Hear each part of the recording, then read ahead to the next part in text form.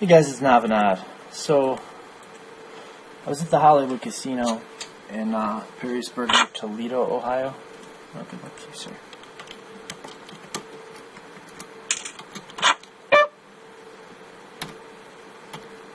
And my brother asks me,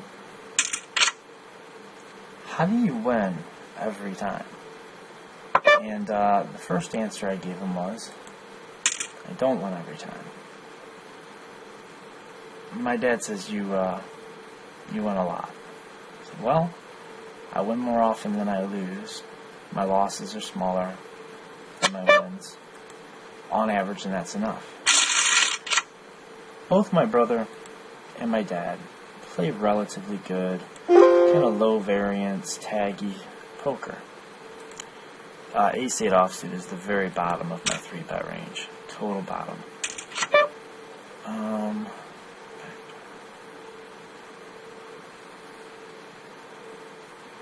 It's close. I think we're going to check. Hope for a check back. He seems friendly.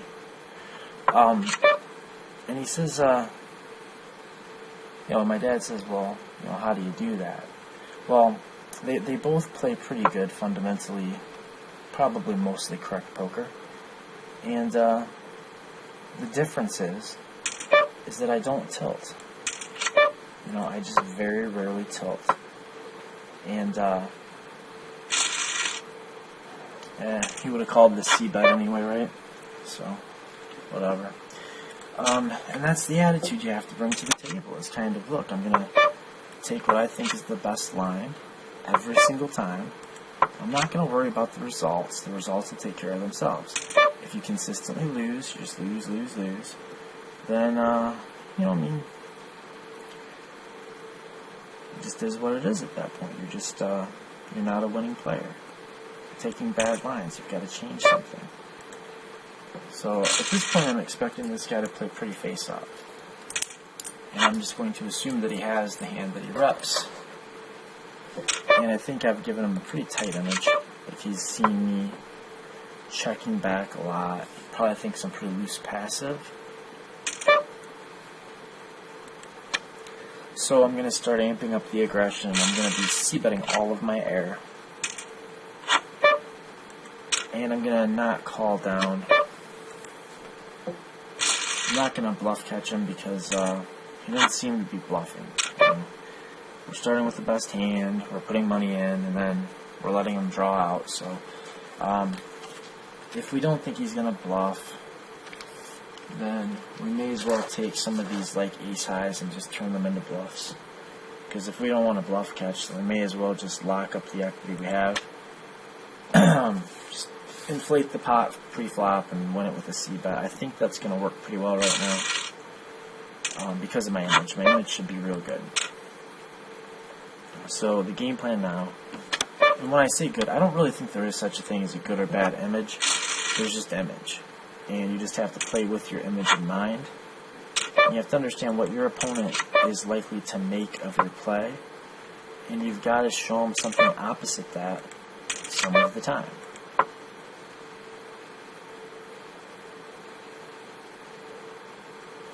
If he's smart, he may go for thin value. He probably should. But I don't think he's going to be real bluffy. So, I'm not expecting to beat anything that he bets again.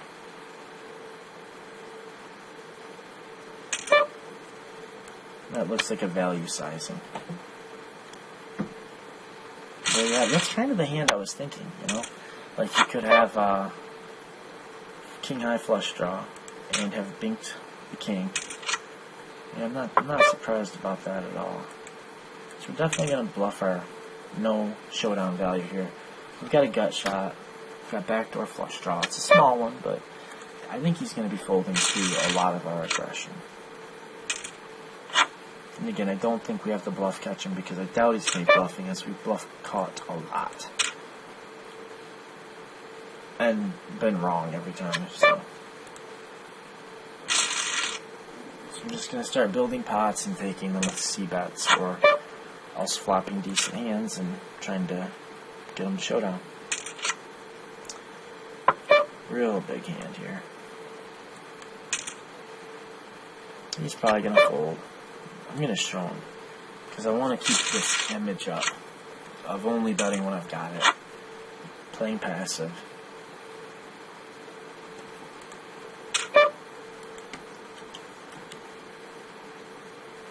I might even get a second match out of this. It's not a bad flop for us. I'd love to see it go check, check, check, check, check, check. But it's not going to do that.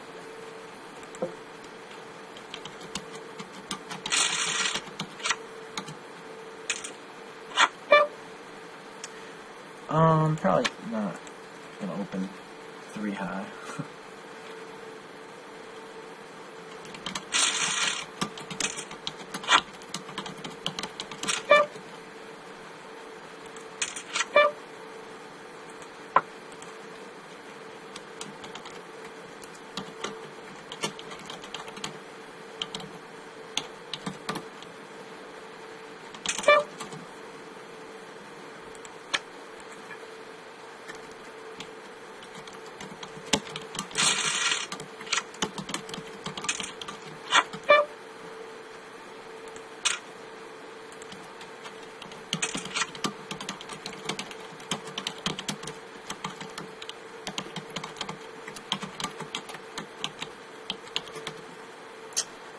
So here, got a board that really hits our range, shouldn't hit his range. I don't make anything, I'm not taking, not reading anything into this time bank thing, because he's typing. Maybe in telling him that this is being recorded, he might, he might want to do some cool stuff, but we're not going to assume that.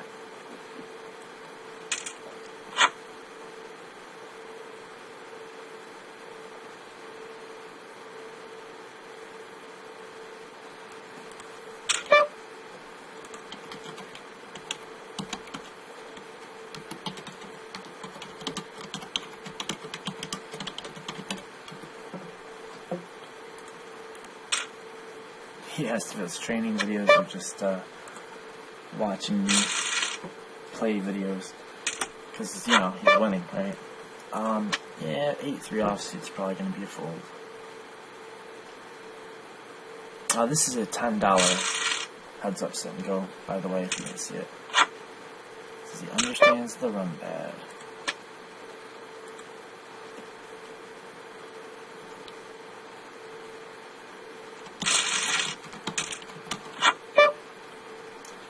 Certainly a good enough hand to open. He's not folding much to my opens, so we want to be a little value injected. Not great here.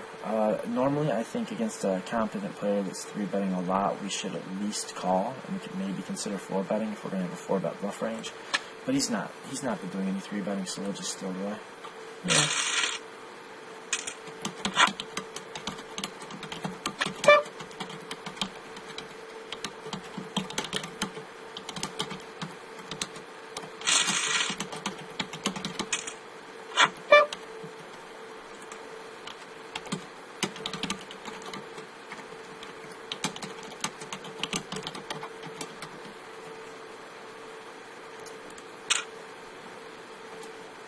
If you can't see the chat, I'm just inviting him to take a look at this match from my perspective. Okay, so he hasn't been donking, and this is a pretty strange board for him to donk. I'm going to guess that he's got to draw here a high % of the time. I can't imagine he'd be donking second pair or something like that when he knows I'm checking back a lot. In fact, against the player he feels or should feel that he's playing against, I don't think he should have a donking range. He checks. We're just going to bet. He could be getting, fancy plate syndrome, but just kind of is what it is. I think most of his range is busted draws, and he might have some like threes or like pocket pairs that split the 3 and the king, like pocket 8s, pocket 7s, or something. So we're going to go small. See if we can get called by like a pair of 7s or a 3, or if he backed into a 6. Yeah, Mostly he's got draws.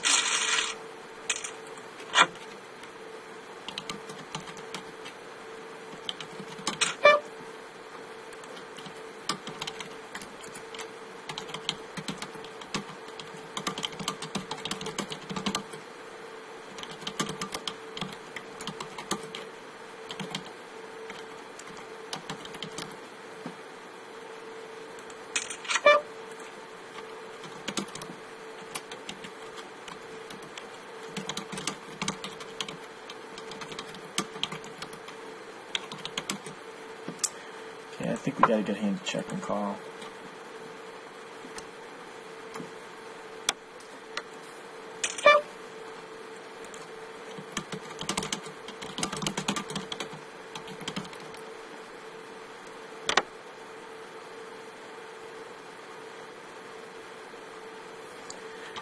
Yeah, Shark Scope. He's talking about Shark Scope.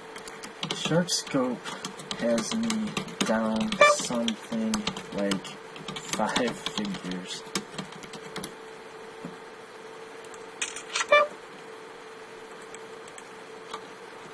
Odd, since I only bought $50 and cashed out already. Yeah, we have another check. I hope that he doesn't bet.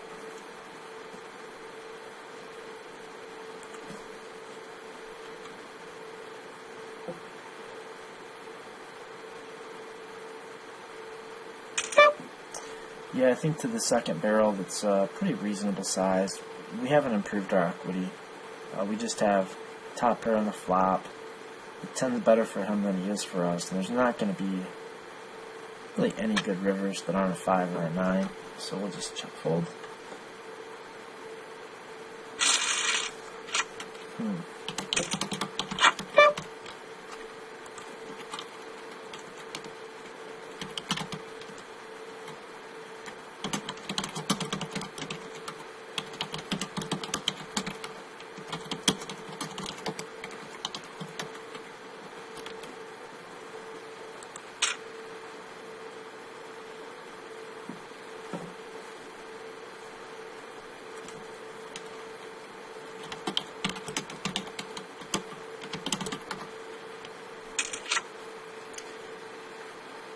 Okay, so we flop top pair. We're going to put on a value bet.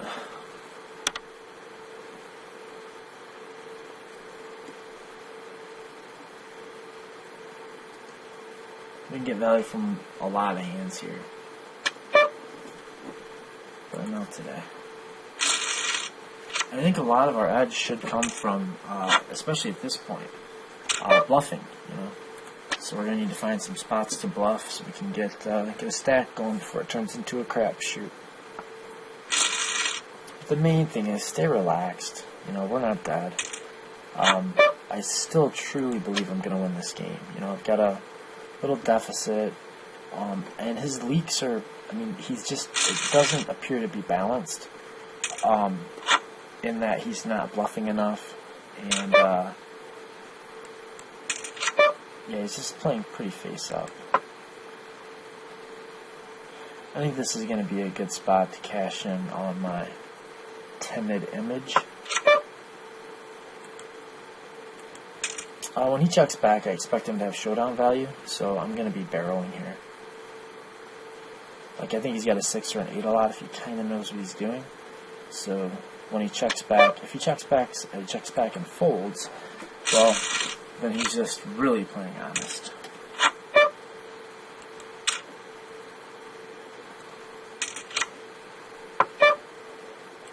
Checked fast. A lot of times that means he's going to check and call, but our hand is just too good to worry about that. We've got a flush draw, and we have no showdown value. And when you've got a flush draw and some showdown value, it can definitely be better to check back and try to get closer to showdown. The less showdown value you have, the more you ought to favor bluffing, and the more equity you have with your no showdown value, the more you ought to favor bluffing. With 300 here, I'm guessing he's got an 8, and not sure if I'm going to be able to take him off an 8. I think with my image, I ought to be able to take him off an 8. I think I've earned that if he's paying a lot of attention. And it should look to him like I'm setting up to get stacks.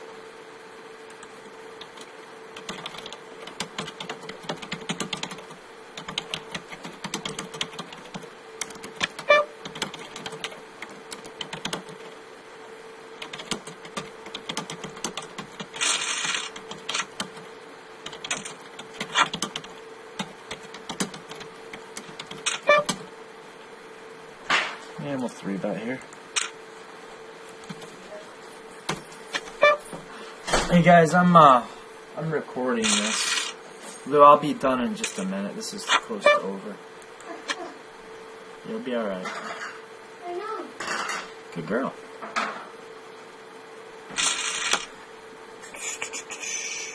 Which video should he watch first?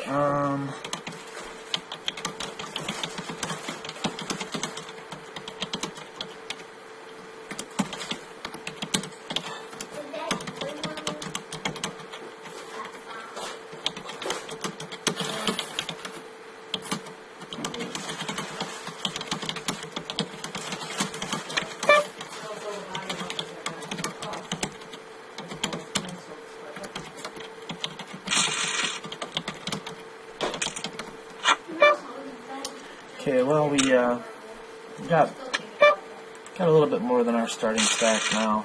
A good image. Player, I think, plays not bad. He's not doing anything crazy, but he's just, he's not balancing enough with aggression. He's not taking enough kind of creative lines. Just playing very, I think, standard. Maybe not even as aggressive as standard. Playing a little too face up. He's not mixing his play up enough. He's betting when he's got it. He's checking when he doesn't.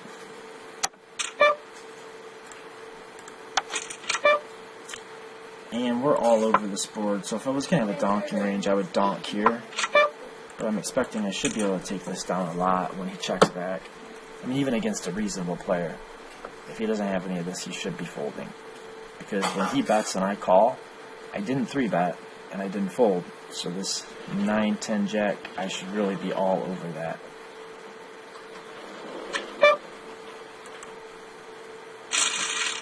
And, you could argue that my ace high was showdownable, but and you'd be right.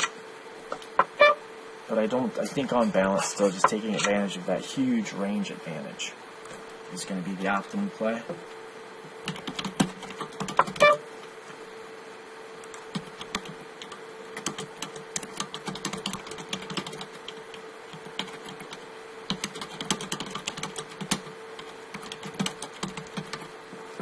Okay, so once it goes check-check, I think we can bet for value. Just half pot seems right.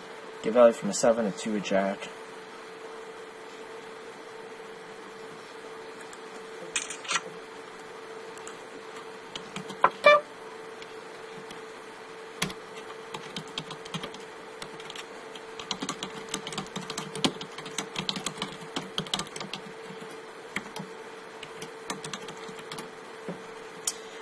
Real close between a value bet and a check back. I'm going to knit it up a little bit and check back, and I'm glad I did.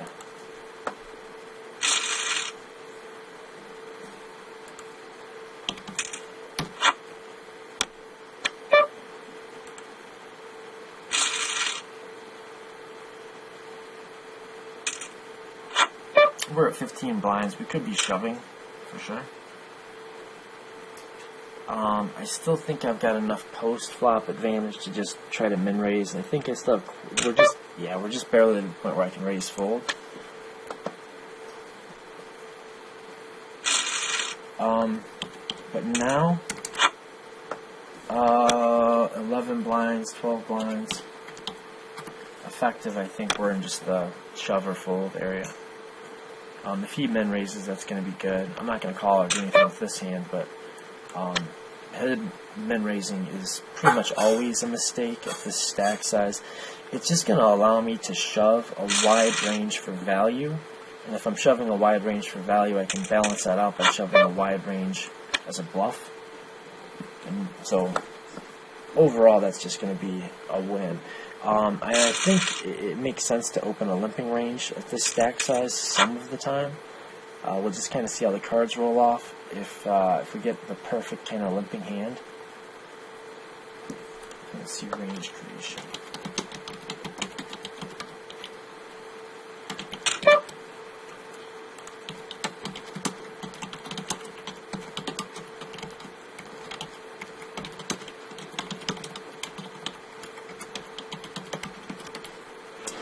So he min raises, and I think we can shove Jack 4 suited. We're going to shove a lot. So Jack 4 suited is kind of part of the bluff. So it's in the bluff range.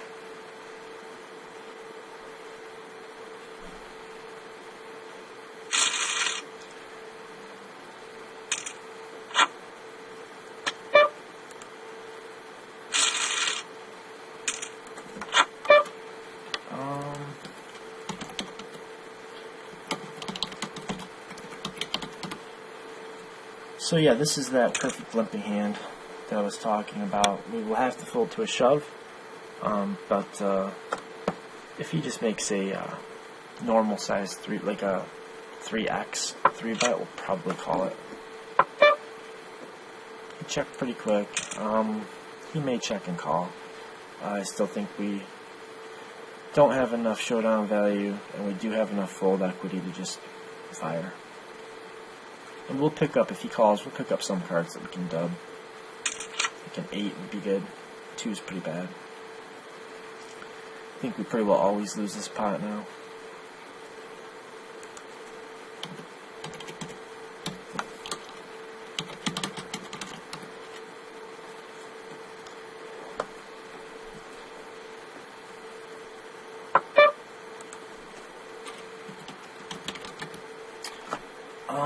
I don't want to dub the deuce. Yeah, I think we'll just see if we can fold them off at 9. Maybe I should have went a little bigger. If he calls with a 9, I'm going to be upset. Damn it. That's the hand I was targeting. Just didn't put enough pressure on. Thought my line made sense for trip kings, but he was getting odds. I don't mind his call. I just thought maybe I could trade off the currency of my nittiness so far.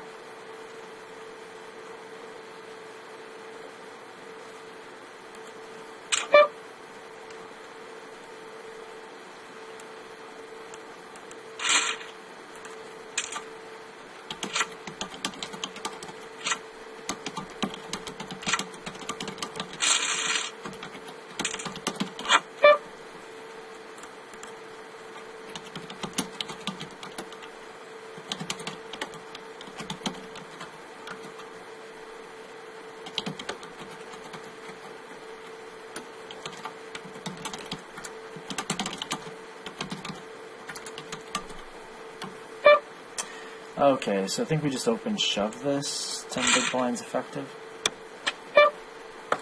We don't mind if he folds, obviously, but if he calls, we might even be ahead of a lot of his calls. I mean, we're probably flipping against his calling range, and certainly don't mind just picking up the dead money if he folds.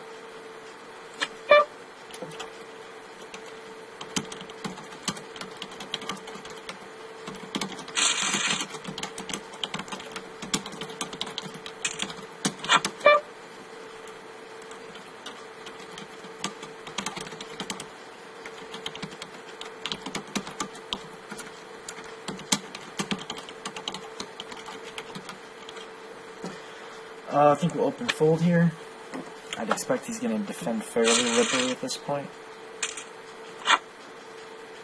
Queen 7 suited is going to be pretty gross against the shove. Pretty happy to see the open fold. Jack 3 offsuit. I'm going to try to limp it.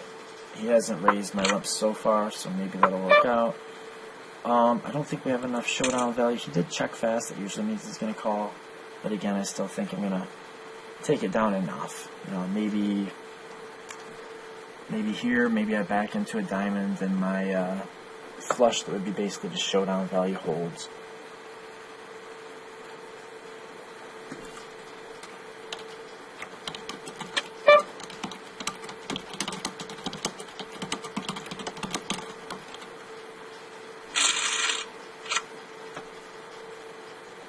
We got it through.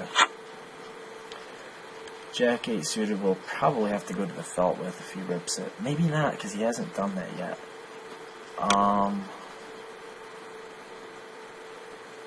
CV 300.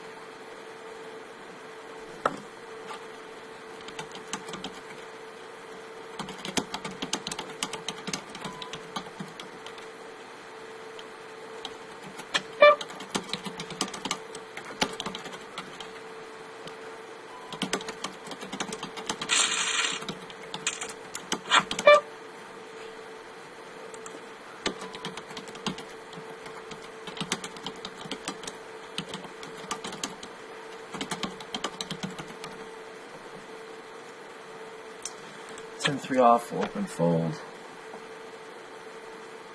That'll help preserve future fold equity, and the hand is pretty bad if it gets called. In a vacuum, I think he might be folding enough that we could have shoved it, but we're never playing poker in a vacuum, so you have to think about your long-term EV.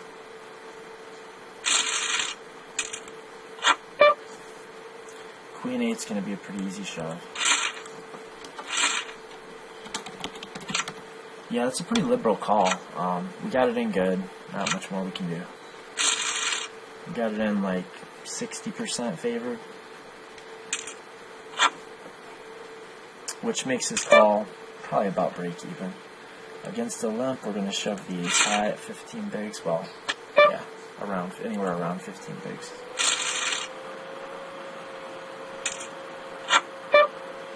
I'm going to see if he'll let me limp. He hasn't attacked my limp so far.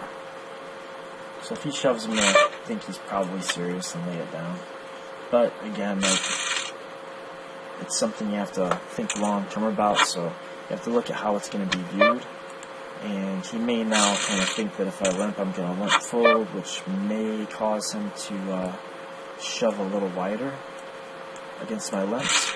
So if I am going to limp now, I'm going to have a hand that would prefer to play a flop, but that is okay stacking off. It's not going to be too many hands that'll, fit into that category. Maybe like a good suited connector, Jack 10 suited, something like that. I mean, I guess really I could do that. That probably looked like a slow roll.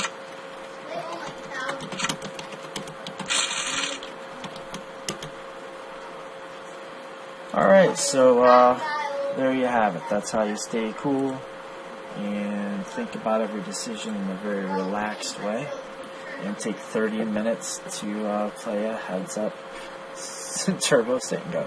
Till next time, NAV that over and out. Good luck.